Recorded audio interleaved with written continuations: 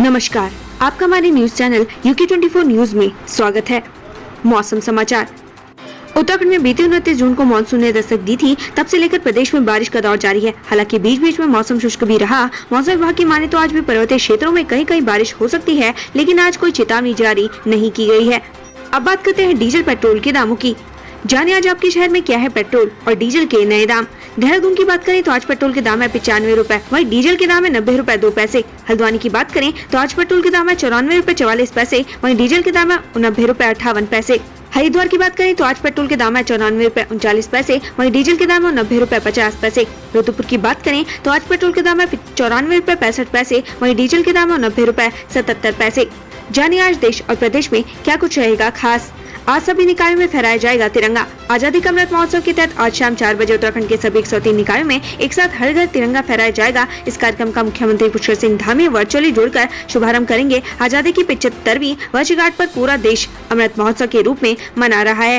राजस्थान में बच्चे बनाएंगे रिकॉर्ड। भारत की आजादी के 75 वर्ष पूर्ण होने के उपलक्ष्य में आज राजस्थान में करीब 1 करोड़ से ज्यादा स्कूली बच्चे एक साथ देशभक्ति गीतों का गायन कर विश्व कीर्तिमान बनाएंगे।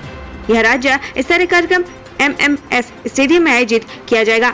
हर घर तिरंगा अभियान। आजादी के अमृत महोत्सव के अवसर पर शहीद स्थल खटीमा में आयोजित हर घर तिरंगा अभियान में सीएम पुष्कर सिंह धामी प्रतिभाग करेंगे। इस मौके पर सैकड़ों की संख्या में बीजेपी कार्यकर्ता और स्थानीय लोग भी इस तिरंगा यात्रा में शामिल होंगे। लाल किले से निकाला जाएगा तिरंगा मार्च। आज राजधानी दिल्ली के ऐतिहासिक बाजार चांदनी चौक में हर घर तिरंगा अभियान के अंतर्गत केंद्रीय मंत्री स्मृति ईरानी के नेतृत्व में निकाला जाएगा तिरंगा मार्च। यह मार्च लाल किले से शुरू होगा, जिसमें बीजेपी कार्यकर्ता समेत स्थानीय लोग भी शामिल होंगे।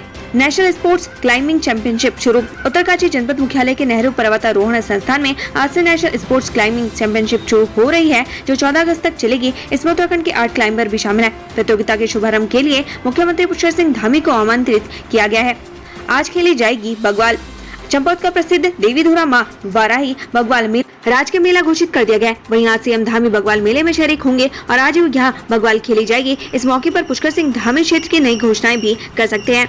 आज से कार्य बहिष्कार पर ठेकेदार। अलकनंदा ठेकेदार वेलफेयर समिति कीर्ति नगर ने राजकीय निर्माण कार्यों के रॉयल्टी के नए नियम व बढ़ी हुई GST दर वापस न लिए जाने पर आज से निर्माण कार्यों का बहिष्कार करने व धरना प्रदर्शन की चेतावनी दी है। ऐसे में आज ठेकेदारों द्वारा प्रदर्शन किया जाएगा। प्रभारी स्वास्थ्य सचिव का चमोली दौरा। उत्तराखंड के नवनियुक्त स्वास्थ्य प्रभारी सचिव और राष्ट्रीय मिशन के मिशन निदेशक डॉक्टर R राजेश कुमार आज से 2 दिवसीय चमोली दौरे पर रहेंगे। इस दौरान वह जिले में स्वास्थ्य सेवाओं का जायजा लेंगे।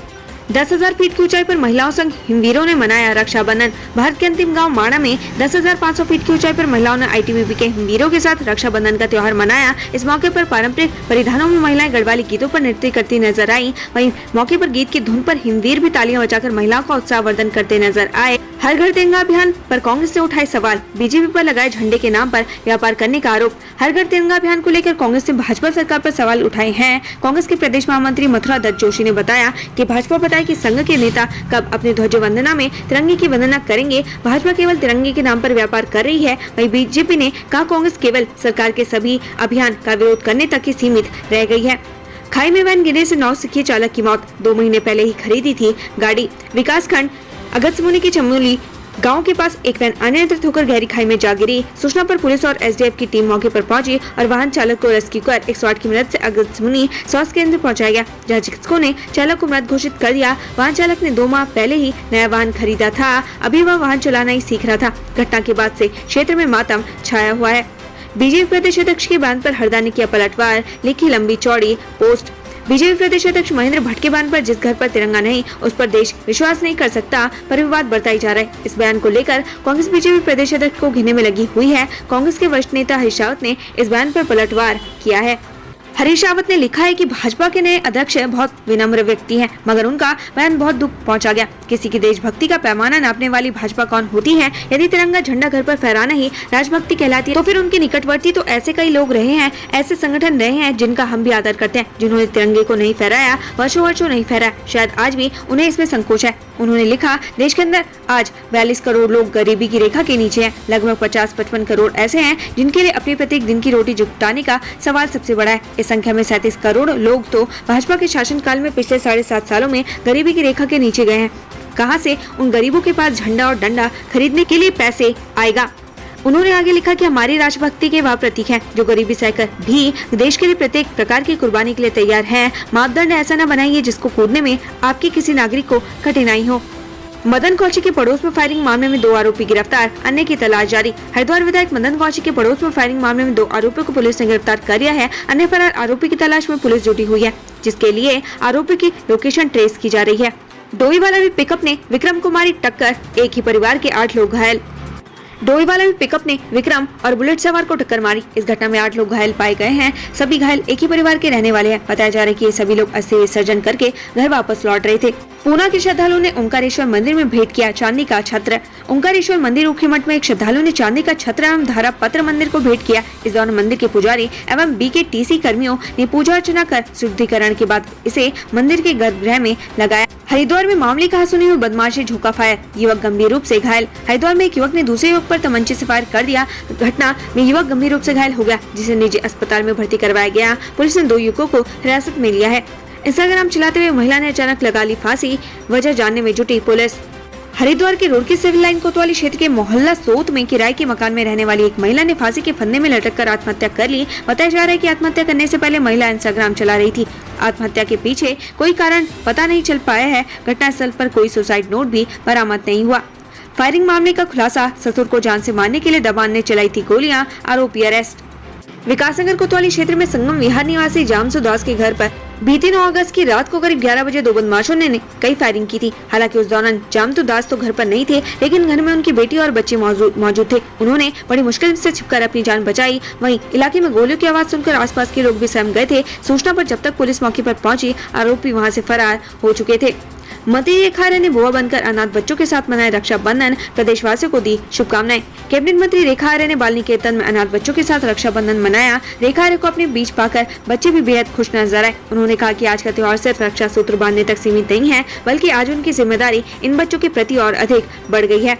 मूसलाधार बारिश से बाधित बद्रीनाथ और केदारनाथ हाईवे, घंटों की कड़ी मशक्कत के बाद आवाजाही शुरू। बद्रीनाथ और केदारनाथ हाईवे देर रात हुई बारिश के कारण कई जगहों पर बाधित रहा, जिसे कई घंटों की कड़ी मशक्कत के बाद खोला गया। इस दौरान सफर करने वाले लोगों को परेशानी का सामना करना पड़ा। इसके अलावा दोनों ही राजमार्गों पर बने डेंजर जोन हर बीते दिन के साथ लोगों की परेशानी बढ़ा रहे हैं। मछली पकड़ने गया युवक बना मगरमच्छ का शिकार, 24 घंटे बाद मिला शव। उत्तराखंड के उधम सिंह नगर जिले में मछली मारने गया युवक मगरमच्छ का शिकार बन गया। युवक का शव पुलिस ने बरामद कर लिया है, जिसे कब्जे में लेकर पोस्टमार्टम के लिए भेज दिया गया। पुलिस को इस मामले की सूचना बुधवार देर रात मिली थी, तभी से पुलिस और मत्स्य विभाग की टीम ने डैम में युवक की तलाश शुरू कर दी थी। उत्तराखंड कोविड-19 ट्रैकर। उत्तराखंड में कोरोना का संक्रमण तेजी से बढ़ रहा है। बीते 24 घंटे में 180 नए कोरोना मरीज मिले हैं। ऐसे में एक्टिव केसों की संख्या 1448 हो गई है। वहीं 212 मरीजों ने कोरोना को मात दी है। बीते 24 घंटे में 2 कोरोना मरीजों की मौत हुई है। सोहेल हत्याकांड में चौथा आरोपी मन्नू नेपाली भी गिरफ्तार, ऐसे की थी निर्मम हत्या। रामनगर के चर्चित सोहेल सिद्दीकी हत्याकांड में पुलिस ने चौथे आरोपी को गिरफ्तार कर लिया है। घटना के पीछे अवैध संबंध का मामला बताया जा रहा है। आरोपी भरत की बहन का मृतक सोहेल के साथ प्रेम प्रसंग चल रहा था और उसके अवैध संबंध भी थे। हल्द्वानी में पैराफीट पर बैठकर छलका रहे थे जाम, ऐसा चढ़ा सुरूर कि खाई में गिरे। काठगोदाम क्षेत्र में शराब पीना 2 युवकों की जान पर बनाई। दरअसल 2 युवकों ने पहले तो जमकर जाम छलकाया, जब हैंगओवर हुआ तो खुद को संभाल नहीं पाए और सीधे खाई में जा गिरे, जिसमें दोनों गंभीर रूप से घायल हो गए। फिलहाल दोनों का इलाज चल रहा है। UKSSC पेपर लीक मामले में होगी गैंगस्टर एक्ट में कार्रवाई। रडार पर मास्टरमाइंड सहित 50 अन्य लोग। उत्तराखंड पुलिस महानिदेशक अशोक कुमार ने कहा कि उत्तराखंड अधीनस्थ चयन सेवा आयोग पेपर लीक मामले में मुख्य दोषियों के खिलाफ गैंगस्टर एक्ट में कार्रवाई करते हुए संपत्ति जब्त की जाएगी। STF के रडार में इस पूरे गोरख धंधे के मास्टरमाइंड है। पेपर लीक मामले में अभी तक इन्वेस्टिगेशन में 50 अभ्यर्थी ऐसे पाए गए हैं जो पेपर लीक के जरिए परीक्षा परिणाम में चयनित हुए हैं। Narendra Giri suicide case. रविंद्रपुरी प्रयागराज रवाना, केस वापस लेने को बताया साजिश। अखिल भारतीय अखाड़ा परिषद के अध्यक्ष महंत रविंद्रपुरी प्रयागराज रवाना हो गए हैं। उनका आरोप है कि महंत नरेंद्र गिरी मौत मामले में फैसला लेकर संतों ने केस वापस लिया है। साथ ही उन्होंने केस वापस लेने को साजिश बताया है। उत्तराखंड से संबंधित ऐसी ही खबरें पाने के लिए हमारे चैनल को लाइक व सब्सक्राइब जरूर करें। धन्यवाद।